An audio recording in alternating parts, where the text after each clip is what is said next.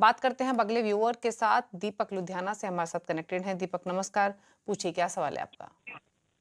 Ma'am नमस्कार। मैं ये जानना चाहता था कि मेरी एसआईपी जो है, मैं 22,500 की एसआईपी कर रहा हूँ अलग अलग फंड्स में, जिसमें पराग की मैंने 5,000 की अभी शुरू करी है और साथ में हम्म। क्वांटम स्मॉल कैप भी अभी शुरू किया है मैंने।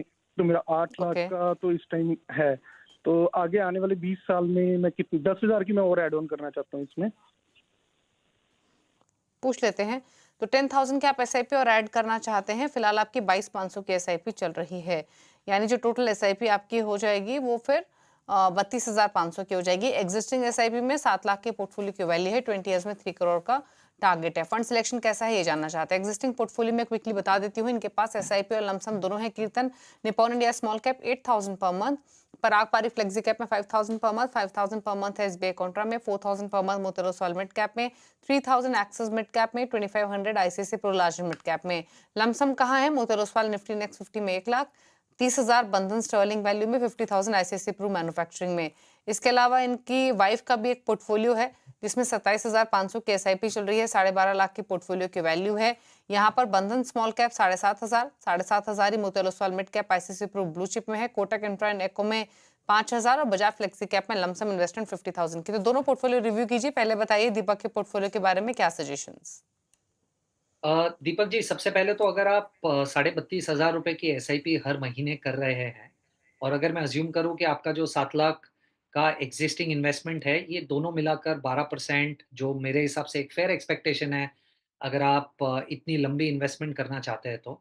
अगर 12% पे हम ये कैलकुलेशन करें तो आपके पास तकरीबन 3.5 करोड़ रुपया जितना कॉर्पस इकट्ठा हो जाएगा, जो आपकी रिक्वायरमेंट से ज़्यादा है, क्योंकि आपको शायद 3 करोड़ तक की एक्सपेक्टेशन थी। तो आप डेफिनिटली 3.5 करोड़ जितना पैसा इकट्ठा कर लेंगे। आपके फंड सिलेक्शन पर एक छोटी-सी टिप्पणी ये देना चाहूँगा कि मुझे नहीं पता कि आपने सेक्टर फंड्स में क्यों निवेश किया है। सेक्टर फंड्स थोड़े-से मुश्किल होते हैं टाइम करने के लिए। एंट्री और एग्ज़िट अगर ढंग से टाइम नहीं की जाए, तो 5-5, 7-7 साल तक का सिग्निफिकेंट अंडर परफॉर्मेंस दिख सकता है। तो मुझे ऐसा लग रहा है आप अनलेस आपकी थियरी बिल्कुल क्लियर है कि आप इन सेक्टर फंड्स में क्यों निवेश कर रहे हैं, सेक्टर फंड्स में निवेश ना करें, वो मेरा सजेशन होगा।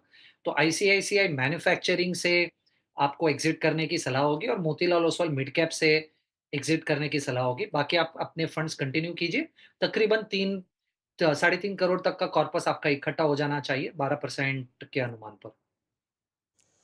और जो इनको एडिशनल 10,000 करने हैं वो बाकी फंड्स में ही कंटिन्यू करें। एब्सोल्युटली उनको किसी और नए फंड को ऐड करने की ज़रूरत नहीं है। उनके पास ऑलरेडी ये 2 फंड्स निकालने के बाद भी 7-8 फंड्स बचेंगे, जो भी मुझे ऐसा लगता है ज़्यादा है, पर हम्म। क्योंकि फंड वेल डाइवर्सिफाइड है, कोई प्रॉब्लम नहीं है। आप इन्हीं फंड्स में ओके। एक्जिस्टिंग फंड में ऐड कर दीजिए। और इनके वाइफ का पोर्टफोलियो अगर आप देखें तो इनके लिए क्या सजेशन होगा। आई थिंक दीपक जी, एक सजेशन ये मुझे ऐसा लग रहा है आपके पोर्टफोलियो को देखकर कि आपकी स्कीम सिलेक्शन प्रोसेस रिसेंटली जिन स्कीम्स ने अच्छा किया उन स्कीम्स में आपने पैसा लगा दिया है। क्योंकि अगर मैं आपकी वाइफ का पोर्टफोलियो देखूं, आईसीआईसीआई ब्लू चिप को छोड़कर ये तीनों फंड्स मुझे ऐसे लग रहे हैं ऐसे फंड्स हैं जिन्होंने लेटली बड़ा अच्छा परफॉर्म किया है, तो आपको उस फंड्स में पैसा डालना है। तो वो मुझे आपकी वाइफ के पोर्टफोलियो में काफी सारे चेंजेस सजेस्ट करने पड़ेंगे। मुझे ऐसा लग रहा है कि आपको सिर्फ आईसीआईसीआई ब्लू चिप ये एक ही फंड है जो होल्ड करना चाहिए और बाकी 3-4 फंड्स आप आपके ही पोर्टफोलियो से ले लीजिए। तो होगा क्या, एट फैमिली लेवल आप 10-15 फंड्स में इन्वेस्टेड नहीं रहोगे। तो आईसीआईसीआई ब्लू चिप कंटिन्यू कीजिए और आप में से ही मिड और स्मॉल फंड्स जो है आपके एग्जिस्टिंग पोर्टफोलियो में, उन्हीं फंड्स में आपकी वाइफ के पोर्टफोलियो में ऐड कीजिए। तो अगर 27,500 की आप एसआईपी करें और 1,25,000 जो आपके पास आज लमसम है, 12% के हिसाब से, क्योंकि 25 ईयर्स है, आपके पास तकरीबन 5 करोड़ तक की राशि इकट्ठा हो जाएगी वाइफ के पोर्टफोलियो में। ओके।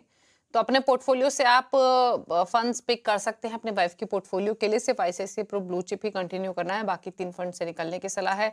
आपके फंड में जो फंड्स जो mid cap small cap category के फंड्स हैं, आपके पास निप्पॉन इंडिया स्मॉल कैप है, एक्सिस मिड कैप है, ICICI pru large mid cap है, तो आप इन चॉइसेस के साथ जा सकते हैं। ये नए एडिशन के हिसाब से बाकी 3 फंड्स आपके वाइफ के पोर्टफोलियो से निकलने का सजेशन रहेगा।